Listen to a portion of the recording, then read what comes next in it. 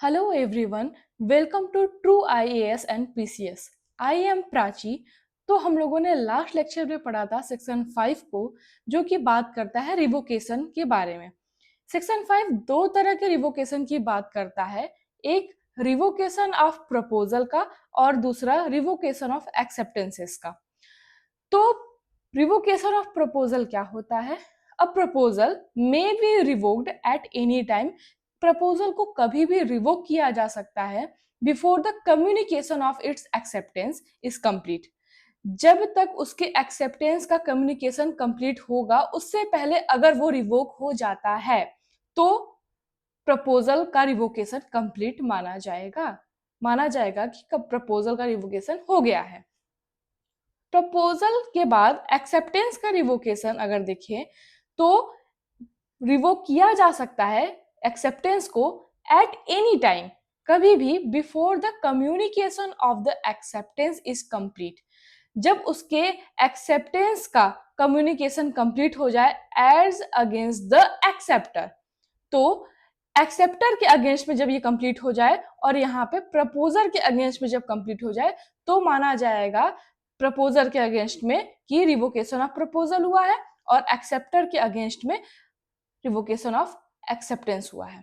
Means अगर हम इसे एग्जाम्पल के साथ फिर से समझें, ए है, बी है, proposer, A is a proposer and B is the acceptor. यहां ये दो वर्ड की बात कर रहा है, क्योंकि जब ए प्रपोजल देगा तो बी इसे एक्सेप्ट करेगा। तो यहाँ पे ए प्रपोजर है और बी एक्सेप्टर है। ए प्रपोजल देता है बी को, ठीक है। तो ये क्या कह रहा है, इसका ए का रिवोकेशन कब हो सकता है? ए के प्रपोजल का रिवोकेशन कब किया जा सकता है? जब जब ये बी के पास नॉलेज में जाएगा, बी के नॉलेज में जाएगा, उससे पहले इसको रिवोक किया जा सकता है। बी के नॉलेज से पहले का मतलब क्या हम कहना चाह रहे हैं? मीन्स यहाँ बी कैसे पता चलेगा कि बी के नॉलेज में गया? देखिए, ए ने लेटर लिखा बी को कि कोई भी रिलेटेड टू एनी सेल, ठीक है। ये कॉन्ट्रैक्ट बना करके प्रपोजल का ए ने दिया बी को। अब बी के पास ये लेटर गया, ए का लेटर बी के पास गया। बी के उसको एक्सेप्ट करने से पहले, उस लेटर को एक्सेप्ट करने से पहले, उस लेटर को एक्सेप्ट करने से पहले प्रपोजर को उसे रिवोक करना होगा। मीन्स मीन्स कि कैसे पता चलेगा कि इसका एक्सेप्टेंस हो गया? कब होता है एक्सेप्टेंस? जब बी इस लेटर का रिप्लाई डालेगा लेटर बॉक्स में, तभी तो माना जाता है कि इसका एक्सेप्टेंस हो गया। तो जब इस लेटर का रिप्लाई डाल देगा, उसके बाद रिवोक नहीं किया जा सकता ए के द्वारा कोई प्रपोजल। ए के द्वारा कोई भी प्रपोजल बी के अगेंस्ट में रिवोक नहीं किया जा सकता तब अगर बी एक्सेप्ट उसे कर लेता है। और एक्सेप्टेंस कब हो जाएगा? जब उस लेटर को वो लेटर बॉक्स में डाल देगा, उसी समय एक्सेप्टेंस हो जाता है। तो एक्सेप्टेंस से पहले इसे रिवोक करना होगा, किसको? ए को। तो यहाँ प्रपोजल का रिवोकेशन हो जाएगा। अब बी के केस में बात करें कि एक्सेप्टेंस का रिवोकेशन कब होगा, कब माना जाएगा कि रिवोकेशन अगेंस्ट एक्सेप्टेंस हुआ है? तो जब बी ये लेटर डाल दिया किसके पास? ए के पास के लिए, कि ए के पास ये लेटर चला जाएगा, किस बात का? एक्सेप्टेंस का लेटर। ये है एक्सेप्टेंस का लेटर।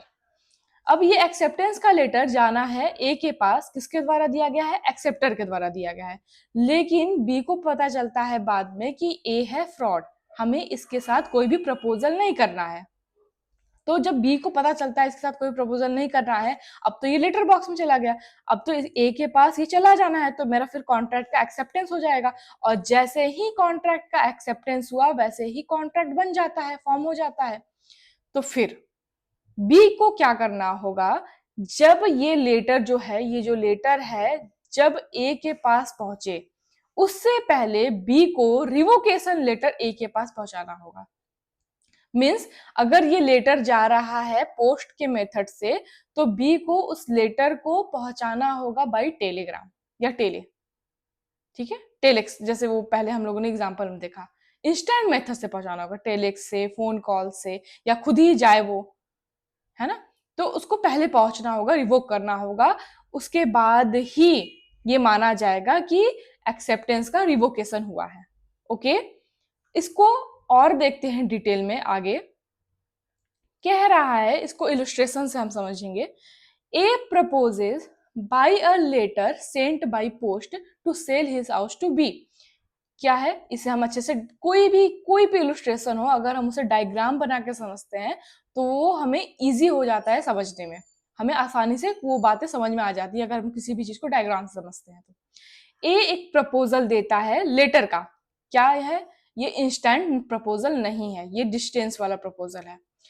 ए प्रपोज करता है एक by a letter sent by a post, post से भेजता है बी को, कि वो अपना एक घर जो है वो बेचना चाहता है, ये घर है ए का, ये बेचना चाहता है इस घर को, किसको, बी को। B accept the proposal by letter, B भी इसको एक्सेप्ट कर लेता है, एक्सेप्टेंस हो गया, कैसे, लेटर के द्वारा ही, कि हाँ भाई हम लेंगे आपका घर, ठीक है। तो बी भी एक लेटर लिख देता है और एक्सेप्टेंस हो जाता है। लेकिन अब रिवोकेशन हमें समझना है, कि हमें तो ये समझ में आ चुका है कि प्रपोजल और एक्सेप्टेंस कब और कैसे होता है, इसको हम लोग बहुत अच्छे से बहुत सारे केस लॉस के साथ देखे हैं। अब हमें रिवोकेशन पर ध्यान देना है। A may revoke his proposal at any time before और at the moment when B post his letter of acceptance. A B को रिवोक कर सकता है प्रपोजल का, जो भी प्रपोजल ए ने भेजा है related to the sale of the house, A उसे रिवोक कर सकता है तब जब तक कि बी उसे एक्सेप्ट ना कर ले। एक्सेप्टेंस कब होगा इसका, जब वो लेटर बॉक्स में डाल दिया जाएगा, पोस्ट कर दिया जाएगा, उसी समय मान लिया जाएगा कि इसका रिवोकेशन हो गया, एक्सेप्टेंस हो गया। तो उस एक्सेप्टेंस से पहले, बी के एक्सेप्टेंस से पहले ए को उसे रिवोक करना होगा, ठीक है। अब बी कब रिवोक कर सकता है एक्सेप्टेंस को, एट एनी टाइम बिफोर और at the moment when letter communicating it reaches A. मतलब जो बी का एक्सेप्टेंस लेटर है, अगर वो ए के पास पहुंच जाता है तो उससे पहले बी को रिवोक करना होगा। अब इस पे हम डालते हैं एक डेट, तब हम पे क्लियर समझ में आएगा कि हम क्या कहना चाह रहे हैं। ए है, बी है, ए ने प्रपोजल दिया फर्स्ट को, 1 तारीख को ए के द्वारा प्रपोजल दिया गया बी को। ये जो लेटर है पोस्ट के द्वारा पहुंचा 4 को पहुंचा लेटर। अब 4 तारीख को बी भाई खाली नहीं था, लेटर वेटर पढ़ लिया, सोचा कि हम 5 को इसको एक्सेप्ट करेंगे और हम जाके पोस्ट कर देंगे, ठीक है। 5 को एक्सेप्टेंस होना है, 5 को बी उस लेटर को पोस्ट करता है, एक्सेप्टेंस के लेटर को, 5 को बी एक्सेप्टेंस के लेटर को पोस्ट करता है। अब ये पहुंचना था ए के पास, मान लो 7 या 8 को, 8 को ये पहुंचा, मान लेते हैं इसे कि 8 को ये पहुंच गया ये लेटर। अब इसमें किसके पास कितना रिवोकेशन का टाइम था, तो रिवोकेशन ऑफ प्रपोजल का जो टाइम है, रिवोकेशन ऑफ प्रपोजल, तो कौन करेगा रिवोकेशन ऑफ प्रपोजल, ए करेगा by A. Revocation of proposal A के द्वारा किया जाएगा। कब से कब का टाइम है, इसका मतलब ए के पास, ए का जो लेटर है वो बी के पास पहुंचा है 4 को, लेकिन बी ने उसे एक्सेप्ट किया है 5 को। तो ये क्या कह रहा है section, A may revoke his proposal at any time, कभी भी रिवोक कर सकता है, बिफोर और at the moment when B post his letter of acceptance. मतलब कि वो 5 तारीख से पहले ए कभी भी रिवोक कर सकता है प्रपोजल का। मीन्स ए के पास जो टाइमिंग है वो 1 से लेकर के 4 तक का है, 1 से लेके 4 तारीख तक का समय है ए के पास, कि वो 1 से लेके 4 तारीख से पहले तक, 5 के पहले तक, यानी 5 के पहले तक कौन सा बच्चा डेट, 4 तारीख, तो 1 से लेके 4 तारीख तक वो क्या कर सकता है, रिवोकेशन ऑफ प्रपोजल कर देगा, कर सकता है, टाइमिंग है इतना, क्योंकि 5 को तो बी ने उसे एक्सेप्ट कर लिया, 5 को बी ने एक्सेप्टेंस लेटर डाल दिया, ठीक है। अब नेक्स्ट क्वेश्चन क्या है, रिवोकेशन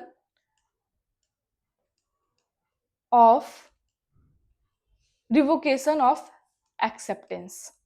एक्सेप्टेंस का रिवोकेशन कब माना जाएगा कि एक्सेप्टेंस को रिवोक किया गया है।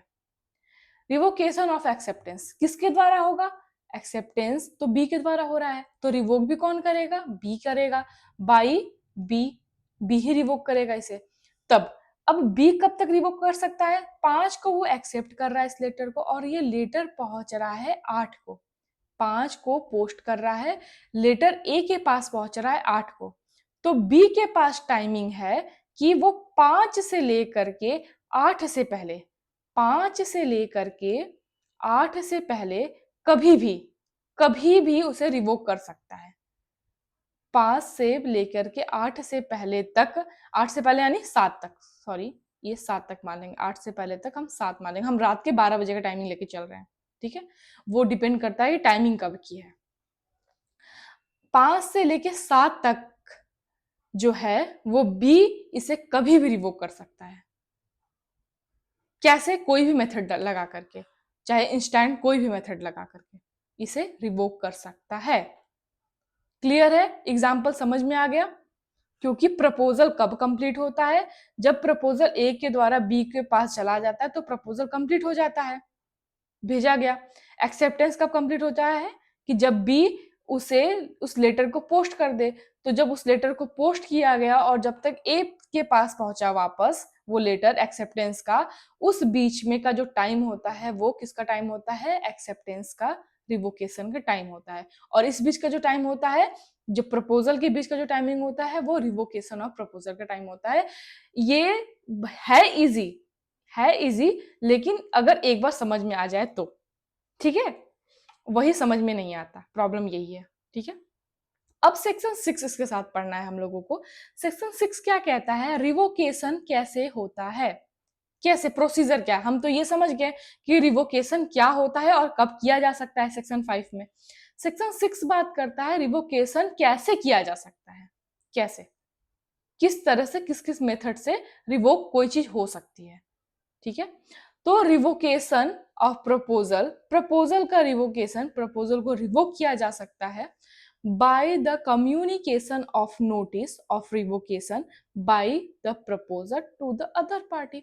नोटिस दे करके कि भाई ये नोटिस है, अब हमें आपके साथ किसी भी कॉन्ट्रैक्ट में नहीं रहना, हम कोई भी प्रपोजल नहीं करना चाहते, वो मेरा प्रपोजल गलत था, हमें प्रपोजल नहीं करना, ठीक है। तो प्रपोजल को नोटिस के द्वारा कैंसिल किया जा सकता है, जो कि हम लोग अभी समझ के आए हैं। हम नोटिस भिजवा देंगे, हमें नहीं करना, प्रपोजल को आपको नहीं देना है, कोई भी प्रपोजल नहीं देना है। सेकेंड कह रहा है, ये एक तरह से इसेंशियल्स हैं इसके, जो भी हम अंडरलाइन कर रहे हैं। पहला, याद करने का, अब इतने बड़े लाइन याद नहीं होते हैं ना किसी के को भी, जैसे अब ये सेकेंड लाइन है, by the lapse of time prescribe in such proposal for its acceptance if no time is, तो इतना नहीं, हमें, हम जो अंडरलाइन कर रहे हैं वो की पॉइंट है इसका, उसे याद कर लीजिए। खुद ही हम आपको ऐसे समझा देंगे कि आपको चीजें जल्दी याद हो जाएंगी, है ना। कह रहा है a proposal is revoked, proposal को रिवोक किया जा सकता है कैसे, नोटिस दे करके। दूसरा कह रहा है by the lapse of time prescribed in such proposal for its acceptance, क्या, अगर समय निकल गया तो, जितना प्रपोजल के एक्सेप्टेंस के लिए टाइम दिया गया था, अगर हम ये कोई प्रपोजल देते हैं बी को, ए के द्वारा हम कोई प्रपोजल दिया जाता है बी को, और ये कहा जाता है कि भाई आपको एक्सेप्ट करना है इस प्रपोजल को, कब तक, आज रात तक, आज रात तक, यानी आपके पास 24 आवर्स का टाइम है, आपको इसे एक्सेप्ट करना है। अगर उसके बाद आप एक्सेप्ट करते हैं तो ये प्रपोजल वैलिड नहीं रहेगा, ठीक है। तो ये क्या है, लैप्स ऑफ टाइम हो जाएगा, अगर बी अगले दिन प्रपोजल को एक्सेप्ट करता है तो वो रिवोक हो गया ऑटोमेटिकली, ऑटोमेटिकली 24 आवर्स में रिवोक हो गया, तो lapse of time. If no time prescribe, अगर कोई समय नहीं दिया गया है, by the lapse of reasonable time, एक रीजनेबल टाइम कोई भी चीज का होता है, किसी भी चीज का रीजनेबल टाइम होता है, without communication of acceptance, acceptance अगर कम्युनिकेट नहीं किया गया है तो लैप्स ऑफ रीजनेबल टाइम, ठीक है, ये मैटर करेगा। रैप्स ऑफ रीजनेबल टाइम का मतलब क्या कह रहा है? ए ने प्रपोजल दिया, यहाँ पे कोई टाइम नहीं है, हटा देते हैं हम टाइम को। ए ने प्रपोजल दिया बी को कि आपको एक्सेप्ट करना है या नहीं करना है, आप हमें बता दीजिएगा जल्द से जल्द, या कुछ भी नहीं लिखता ऐसा, वो बोलता है कि हम आपको ये प्रपोजल दे रहे हैं, ये हमारा एक घोड़ा है, आपको उसको खरीदना है, हॉर्स है, आपको इसे खरीदना है, तो हमें बता दीजिए।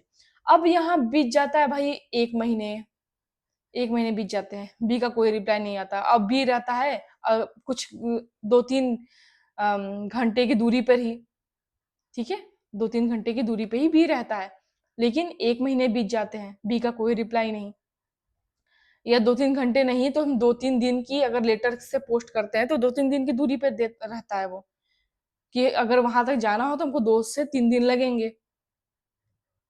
और आज के समय में तो वो भी पॉसिबल है कि वो 2-3 दिन तो कहीं भी नहीं लगता जाने में, कुछ घंटों में हम कहीं भी पहुंच जाते हैं, मैक्सिमम 24 आवर्स या 1 डे। तो ए उसे देता है प्रपोजल कि आपको इसे एक्सेप्ट करना है या नहीं, या मेरा हॉर्स खरीदना है या नहीं, हमें बता दीजिएगा आप। बी 1 महीने बीत जाते हैं, 2 महीने बीत जाते हैं, 3 महीने बीत जाते हैं, 4 महीने बीत जाते हैं, बी का कोई रिप्लाई नहीं आता। जब बी का कोई भी रिप्लाई नहीं आता है तो वो उठा करके किसी और को बेच देता है हॉर्स। तो यहाँ पे एक रीजनेबल टाइम ही दिया जाएगा ना किसी को भी, कि आप इतने दिन के अंदर एक्सेप्ट करिए। अब इसका मतलब ये थोड़ी होता है कि हमने प्रपोजल दे दिया तो अब हमेशा के लिए उसके लिए प्रपोजल ही रहेगा, नहीं। अगर हमने टाइम मेंशन नहीं किया है प्रपोजल में तो फिर हमेशा के लिए वो खुला नहीं रहेगा, एक रीजनेबल टाइम के लिए कुछ कोई भी प्रपोजल खुला होता है, ओपन होता है फॉर एनीवन, ठीक है। तो क्या है, पहला नोटिस के द्वारा रिवोक किया जा सकता है, दूसरा टाइम अगर लैप्स हो जाए जिसमें टाइम प्रेस्क्राइब्ड हो या रीजनेबल टाइम, तीसरा देखते हैं। तीसरा कह रहा है by the failure of the acceptor to fulfil condition precedent to acceptance. मतलब एक्सेप्टर ने जो भी कंडीशंस लिखा था, प्रपोजर ने इस प्रपोजल में जो भी कंडीशंस लिखे थे, टर्म्स एंड कंडीशंस लिखे थे, ये टर्म्स एंड कंडीशंस अगर लिखा गया था प्रपोजर के द्वारा, तो अगर उसे कंडीशन को फुलफिल नहीं किया गया किसके द्वारा, एक्सेप्टर के द्वारा, तो वो रिवोक हो जाएगा, रिवोकेशन ऑफ प्रपोजल हो जाएगा। ये एक तरीका है रिवोकेशन का, अगर उसने पूरी तरह से एक्सेप्ट नहीं किया या जिस मेथड में उसे एक्सेप्टेंस लेटर भेजना था उस मेथड में नहीं भेजा, तो ऑटोमेटिकली रिवोक हो जाएगा, क्या, proposal he, terms and conditions अगर फुलफिल नहीं हुए। नेक्स्ट क्या कह रहा है, बाय डेथ, अगर मृत्यु हो जाती है, मृत्यु हो जाती है किसी की। हम क्या कह रहे थे कि हमें अपना घर आपको बेचना है, सेल करने वाले हैं, प्रपोजल हम उसे देते हैं। ए दिया प्रपोजल बी को कि हम अपना घर सेल करने वाले हैं, आपको आपको चाहिए एक्सेप्ट, आपको चाहिए या नहीं चाहिए, आप हमें एक्सेप्ट करके बता दीजिएगा, हमें लेटर भेज दीजिएगा।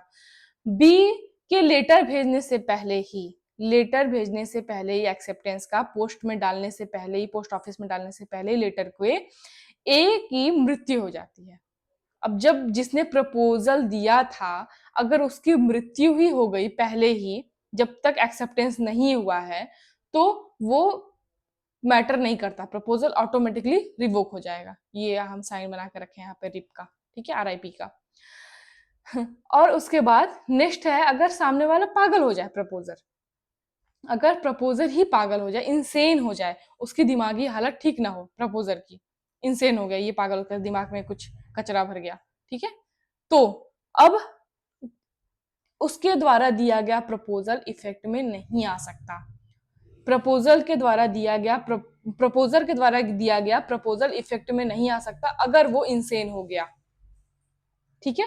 अगर वो इंसेन हो जाता है या वो मर जाता है या फिर जो एक्सेप्टर है उसके द्वारा टर्म्स एंड कंडीशंस फुलफिल नहीं हो पाते हैं, या acceptor with in time reply नहीं दे पाता है, एक्सेप्ट नहीं कर पाता है, या फिर नोटिस भेज दिया जाता है प्रपोजल के द्वारा कि हमें नहीं रखना है, हमें कोई भी प्रपोजल नहीं दे रखना है, आपके साथ कोई भी तरह का कॉन्ट्रेक्चुअल रिलेशन में नहीं आना है, तो ऑटोमेटिकली खत्म हो जाएगा कोई भी प्रपोजल का रिवोकेशन हो जाएगा। तो ये 4 मेथड्स थे किसके, क्या करने के, रिवोक करने के किसी भी प्रपोजल को, ठीक है। आपको यहाँ तक चीजें समझ में आ गई होंगी क्लियरली, ये बहुत इजी था topic, okay.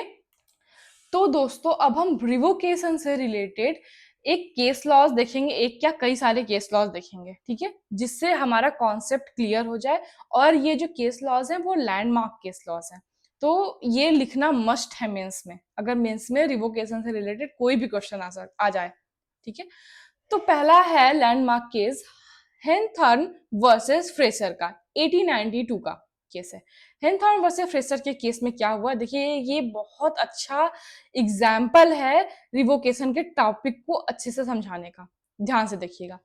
The defendant mister Fraser handed the complainant Mr. Hanthar a note that detailed an option to sell the property for 750 which would be valid for 14 days, जो कि केवल 14 दिन के लिए वैलिड होगा। क्या चीज, इन्होंने देखो टाइम लिमिट लगाया, इन्होंने टाइम लिमिट लगाया 14 डेज का, ठीक है। अगर ये 14 डेज के तक नहीं दे पाता, 15 डेज में देगा, अगर 15वें दिन अगर रिप्लाई देता है, एक्सेप्ट करता है, तो फिर वो एक्सेप्टेंस ऑटोमेटिकली रिवोक हो जाएगा, ठीक है। लेकिन ये केस में ये नहीं हुआ था, दूसरा बात हुआ था।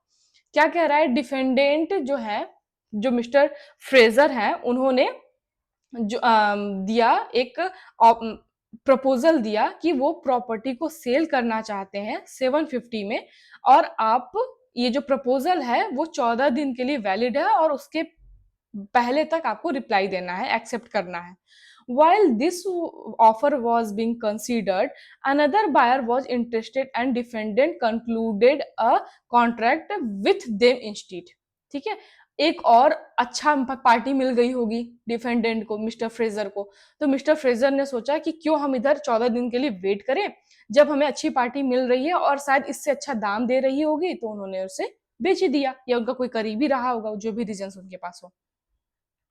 The next day, defendant then withdrew the offer to the complainant by post. अगले ही दिन इन्होंने क्या टाइम लिमिट रखी थी 14 डेज की, डिफेंडेंट ने अगले ही दिन, मान लो कि अगर उसने 1 तारीख को प्रपोजल भेजा रहा होगा, तो उसने 2 तारीख को ही डिफेंडेंट ने रिवोकेशन लेटर भेज दिया, रिवोकेशन लेटर भेज दिया कि भाई हम अब आपके साथ नहीं करना चाहते ऑफर, वो कैंसिल जो पहले हमने कहा, वो पहले जो हमने कहा वो कोई बात नहीं थी, ठीक है, ऐसा कुछ हुआ होगा इस केस में।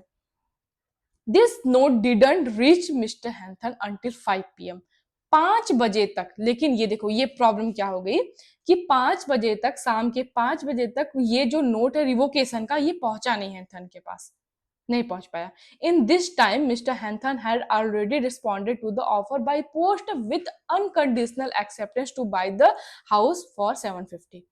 उससे पहले ही 5 बजे से पहले ही, उस जब तक लेटर उनके पास रिवोकेशन का नहीं पहुंचा था, उससे पहले ही हैंथर ने क्या कह दिया था कि हाँ हम आपके ऑफर को एक्सेप्ट करते हैं। उन्होंने एक्सेप्ट कर लिया था ऑफर को, वो भी अनकंडीशनली एक्सेप्ट किया था, कोई कंडीशन भी नहीं लगाया। उन्होंने कह दिया कि हाँ भाई हम इस हाउस को खरीदना चाहते हैं 750 में ही। But this wasn't delivered to Mister Fraser. अब उनका जो रिवोकेशन लेटर था वो मिस्टर फ्रेसर तक नहीं पहुंचा until the office was close and he didn't read this acceptance until the morning. Acceptance को मिस्टर फ्रेसर यानी जो डिफेंडेंट थे वो नहीं पढ़ पाए। अब यहाँ देखो दोनों तरफ से प्रॉब्लम क्रिएट हो रही है। एक्सेप्टेंस लेटर मिस्टर फ्रेसर को नहीं मिल पाया और रिवोकेशन लेटर मिस्टर हैंथन को नहीं मिल पाया। Issue, the issue in this case concern the revocation of offer. भाई वो बेचना नहीं चाह रहा है, उसने बाद में मना कर दिया कि हमें नहीं बेचना है, ये बात उसको पता नहीं चला सामने वाले पार्टी को कि वो नहीं बेचना चाह रहा है। अब सामने वाली पार्टी उसे एक्सेप्ट भी कर चुकी है और ये चीज नहीं पहुंच पाया किसके पास, जो प्रपोजल दिया था फ्रेशर के पास नहीं पहुंच पाया।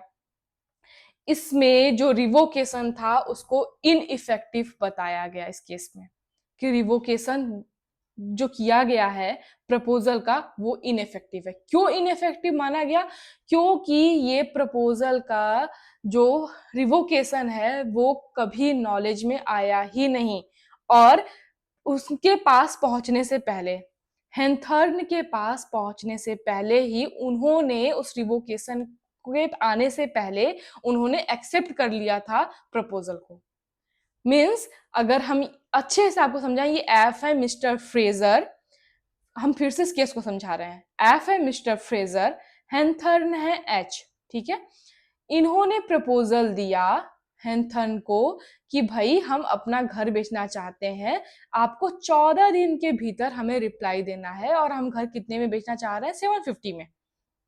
हैंथन के पास पहुंच गया लेटर, हैंथन पढ़ लिए उस लेटर को, अगले ही दिन हैंथन ने उस लेटर को एक्सेप्टेंस बॉक्स में लेटर डाल दिया कि हाँ हम एक्सेप्ट करते हैं, वो भी अनकंडीशनली, जैसा आप कह रहे हैं वो सारी चीजें मानेंगे। गलती यहाँ क्या हो गई है कि इन्होंने अगले ही दिन इनको अच्छी पार्टी मिल गई मिस्टर फ्रेजर को। अब जब अच्छी पार्टी मिल गई तो ये बेचना नहीं चाहे हैंथन को। जब ये बेचना नहीं चाहे हैंथन को तो फ्रेजर ने एक तुरंत रिवोकेशन लेटर लिखा, अगले ही दिन रिवोकेशन लेटर लिखा। अब यहाँ प्रॉब्लम ये हुआ कि 5 बजे तक ये पहुंचा इनके पास, लेकिन ये 5 बजे से पहले 3:30 बजे ही मान लेते हैं अगर हम, या 4:30 बजे ही मान लेते हैं, या 4:49 ही मान लेते हैं, 4:49 PM को इन्होंने डाल दिया लेटर। तो अगर 1 मिनट पहले भी इन्होंने एक्सेप्ट कर लिया है तो ये जो रिवोकेशन है फ्रेजर के द्वारा दिया गया वो मान्य नहीं होगा, क्योंकि इन्हें रिवोकेशन का जो टाइम है वो इसके एक्सेप्टेंस से पहले का होना चाहिए, इसके एक्सेप्टेंस से पहले का होना चाहिए। आपको इस केस से ये बहुत अच्छे तरह से समझ में आ गया होगा कि ये क्या कहना चाह रहा है, ये क्या कहना चाह रहा है। रिवोकेशन ऑफ एक्सेप्टेंस किस बारे में बात कर रहा है, ये केस बहुत अच्छा एग्जाम्पल है इसको समझने का। ठीक है, नेक्स्ट हम लोग देखते हैं रिवोकेशन ऑफ एक्सेप्टेंस को। ये जो एग्जाम्पल हम लोगों ने देखा इस केस के द्वारा हैंथन वर्सेस फ्रेजर में, ये एग्जाम्पल था रिवोकेशन ऑफ प्रपोजल का, लेकिन ये जो रिवोकेशन ऑफ एक्सेप्टेंस है अब इसका एग्जाम्पल हम लोग देखेंगे। क्या कह रहा है, revocation of acceptance is generally revocable in India. ये रिवोकेबल होता है इंडिया में, इंडिया का जो रूल है उसके अकॉर्डिंग ये रिवोकेबल है, एक्सेप्टेंस भी रिवोक हो सकता है। And acceptor may cancel his acceptance, acceptor जो है वो भी अपना एक्सेप्टेंस को कैंसिल कर सकता है, लेकिन कैसे, speedier mode of communication which will reach earlier than acceptance. Acceptance से पहले अगर कोई भी उस एक्सेप्टेंस को रिवोक करना चाहता है एक्सेप्टर, तो वो रिवोक कर सकता है जब तक वो पहुंचे न किसके पास, प्रपोजर के पास।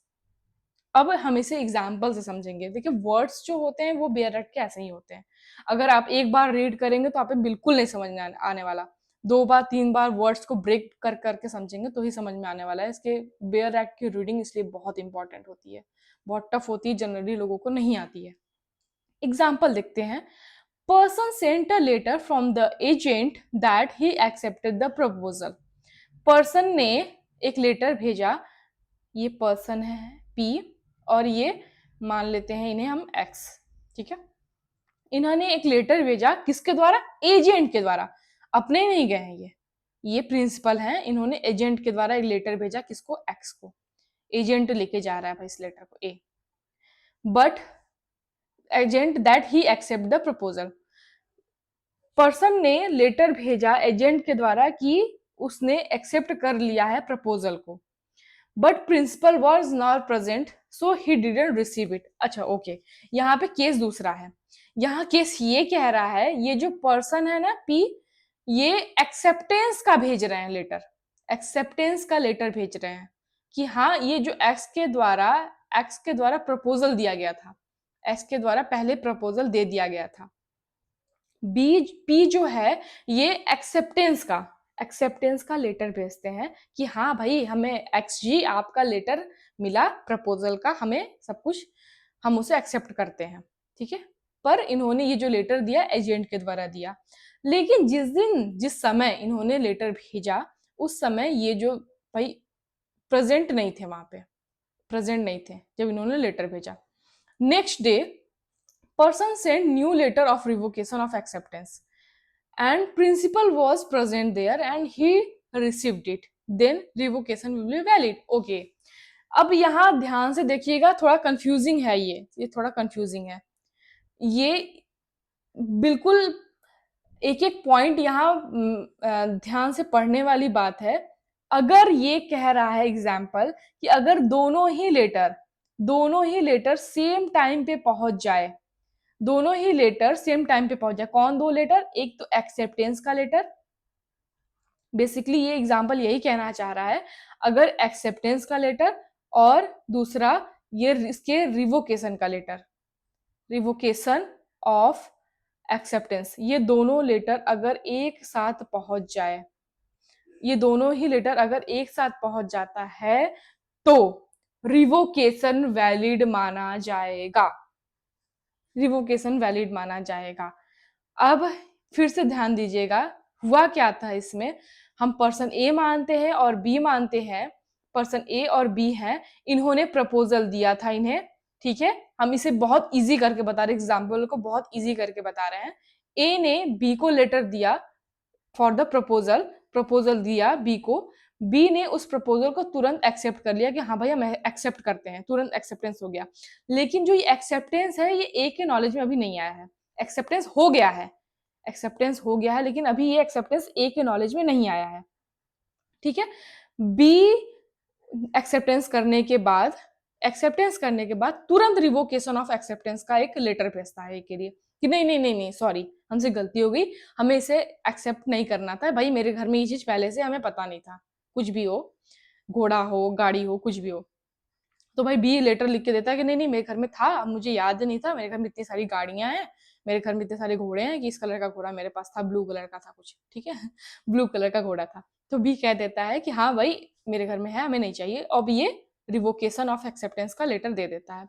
बाय डिफॉल्ट, बाय डिफॉल्ट ए उस दिन प्रेजेंट नहीं था, प्रेजेंट नहीं था, ये एजेंट के थ्रू भिजवाया या जो भी जिस भी तरह से भिजवाया, ए प्रेजेंट नहीं था, दोनों ही लेटर इसके टेबल पे रखे थे, कौन से, एक्सेप्टेंस और रिवोकेशन ऑफ एक्सेप्टेंस, दोनों ही लेटर इसके टेबल पे रखा था। आता है ये और ये दोनों ही लेटर को साथ में देखता है, एक लेटर उठाता है भाई, देखता है अच्छा इसमें एक्सेप्टेंस हो गया, चलो ठीक है, दूसरा लेटर उठाता है, देखता है उसमें रिवोकेशन है, ओ, अब ये दोनों ही चीजें अगर साथ में घटित हुई हैं वन बाय वन, तो रिवोकेशन को वैलिड माना जाएगा, रिवोकेशन को वैलिड माना जाएगा, ठीक है, क्लियर हो गया। ये एग्जाम्पल यही कह रहा है, ये एग्जाम्पल यही कह रहा है, ओके। अगर इससे रिलेटेड कोई क्वेरी है तो आप हमें जरूर पूछ सकते हैं कमेंट बॉक्स में, ओके। और दोस्तों अगर आप इस पीडीएफ को परचेज करना चाहते हैं तो आप इस क्यूआर कोड को स्कैन करके इस पीडीएफ को परचेज कर सकते हैं, जिसका प्राइस केवल 21 रुपीज़ है। और अगर आप इस कोर्स से रिलेटेड कोई क्वेरीज हैं तो आप इस नंबर्स पे मैसेज या कॉल कर सकते हैं। Thank you very much.